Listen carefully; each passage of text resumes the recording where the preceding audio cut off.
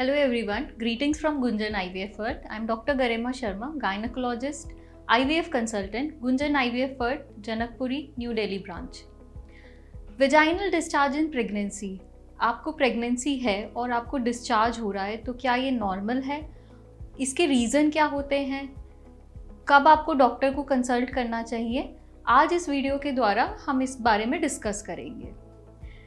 तो जो आपकी वजाइना होती है वो कुछ सेल्स से बनी होती है। ये जो सेल्स होते हैं मल्टी लेयर्ड सेल्स होते हैं और ये श्रेड होते हैं, गिरते हैं, तो इसी से आपको डिस्चार्ज आता है। तो थोड़ा बहुत डिस्चार्ज आना इज़ नॉर्मल। आप प्रेग्नेंट है या नॉन प्रेग्नेंट है, डिस्चार्ज थोड़ा आता है। ये नॉर्मल वजाइना का मैकेनिज़्म होता है कि जो ख़राब बैक्टीरिया है उनको वो बाहर रखता है और आप वजाइना का पीएच भी थोड़ा हाई होता है। ये नॉर्मल आपका प्रोटेक्टिव मैकेनिज़्म होता है, तो बैक्टीरिया के ग्रोथ को भी ये रोकता है। जब आप प्रेग्नेंट हो जाते हैं तो आपकी ब्लड सप्लाई बेबी को बढ़ जाती है क्योंकि बेबी ग्रो करना होता है। इसी रीज़न से वजाइना में भी ब्लड सप्लाई बढ़ जाती है। तो इसी वजह से जो श्रेडिंग होती है इन सेल्स की वो और थोड़ी ज़्यादा हो जाती है। तो इसलिए प्रेगनेंसी के बाद थोड़ा डिस्चार्ज बढ़ जाता है। तो अर्ली प्रेगनेंसी में ये एक काइंड ऑफ साइन भी होता है कि अगर आपके पीरियड मिस हुए हैं और आपको डिस्चार्ज बढ़ गया है तो ये एक साइन होता है कि आप प्रेग्नेंट हैं। तो अगर कोई कपल आता है वो कहता है कि मेरे को पीरियड मिस हुए हैं और मुझे डिस्चार्ज हो रहा है, तो हम सस्पेक्ट करते हैं कि may be she is pregnant, क्योंकि ये अर्ली प्रेगनेंसी में नॉर्मल होता है कि आपके डिस्चार्ज बढ़ जाता है। जो डिस्चार्ज होते हैं वो दो टाइप का होगा। एक फिजियोलॉजिकल डिस्चार्ज है जो नॉर्मल डिस्चार्ज है, और एक एबनॉर्मल डिस्चार्ज है। जो नॉर्मल डिस्चार्ज होता है वो क्वांटिटी इतनी नहीं होती कि आपको कोई पैंटी लाइनर या आपकी पैंटी वेट होगी।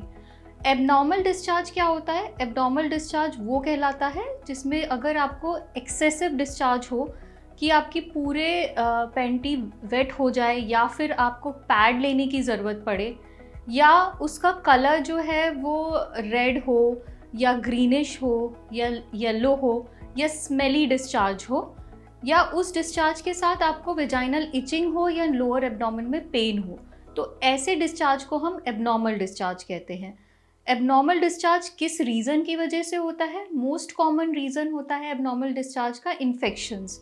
ये इन्फेक्शन हो सकते हैं, आपका फंगल इन्फेक्शन हो जाता है, और it could be bacterial infection जिसको हम बैक्टीरियल वेजिनोसिस कहते हैं, और ये पैरासिटिक इन्फेक्शन हो सकता है। अगर आपको एक्सेसिव डिस्चार्ज हो रहा है जिसकी वजह से आपको पैड लगाने की ज़रूरत पड़ रही है, या उसकी स्मेल जो है फिशी है, या फिर आपको कलर जो है उसका येलोइश या ग्रीनिश कलर है या रेड कलर है, या आपको वेजाइनल एरिया में इचिंग हो रही है, तो ऐसे में तुरंत आप अपने डॉक्टर को कंसल्ट करें।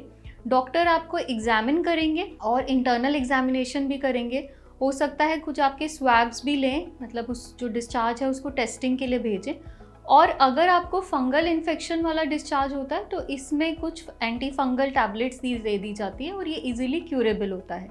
जो दूसरा डिस्चार्ज होता है जिसे हम बैक्टीरियल वेजिनोसिस कहते हैं, इसका जो डिस्चार्ज होता है वो ग्रीनिश येलो टाइप का होता है। इसमें फिशी काइंड ऑफ स्मेल होती है। इसमें भी कुछ एंटीबायोटिक्स के द्वारा ये करेक्ट हो जाती है। बट अगर आपको बैक्टीरियल वेजिनोसिस वाला डिस्चार्ज होता है तो ये कुछ प्रेगनेंसी में भी इफेक्ट आ सकता है, क्योंकि अगर आपको बैक्टीरियल वेजिनोसिस है तो आपको प्री टर्म लेबर में जल्दी दर्द आ सकता है, जल्दी आपके पानी छूट सकता है। तो अगर आपको इस टाइप का डिस्चार्ज हो तो तुरंत अपने डॉक्टर के पास जाएं, और इसका ट्रीटमेंट इजीली अवेलेबल होता है और इजी ट्रीटमेंट एंटीबायोटिक्स द्वारा इसको क्यूरेबल है। फिर आपका आता है कि लेट प्रेगनेंसी में अगर आपको वाटरी टाइप का डिस्चार्ज हो, मतलब कि पानी जैसा डिस्चार्ज हुआ और वो आपका यूरिन ना हो, मतलब आप उसको होल्ड ना कर पाए, तो ये हो सकता है कि आपके जो बच्चे दानी के आसपास जो थैली होती है जिसे एमनियोटिक फ्लूइड कहते हैं, अगर उसको ब्रेकेज हो गया है तो उस कारण ये आपको डिस्चार्ज हो सकता है।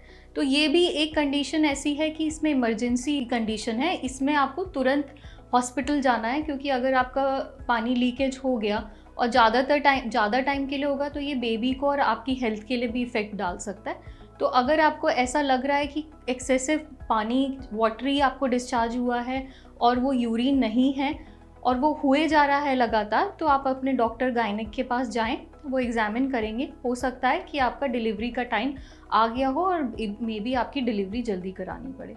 बेसिकली जब हम डिस्चार्ज कहते हैं प्रेगनेंसी में, तो प्रेगनेंसी में नॉर्मल डिस्चार्ज होता है। नॉर्मल डिस्चार्ज आप कैसे पहचानेंगे कि वो बहुत ज़्यादा नहीं होता, उसमें कोई इचिंग नहीं होगी, उसमें कोई स्मेल नहीं होगी और वो वाइट या फिर ट्रांसपेरेंट टाइप का होगा।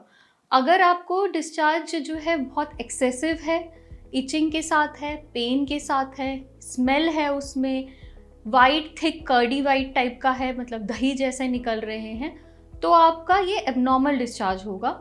और लेट प्रेगनेंसी में अगर बिल्कुल पानी जैसा छूट गया है तो ये भी आपको इंडिकेट करेगा कि आप तुरंत डॉक्टर के पास जाएं, वहाँ पे अपना एग्जामिनेशन कराएं और उसी के मुताबिक टैबलेट्स द्वारा इसका ट्रीटमेंट लें। होप इस वीडियो द्वारा आपको डिस्चार्जेस के बारे में कुछ जानकारी मिली होगी। अगर कुछ और इसके बारे में आपको जानकारी लेनी हो तो आप कमेंट बॉक्स में कमेंट कर पूछें, मैं या मेरी एक टीम आपको जवाब देने की कोशिश करेंगे। Thank you.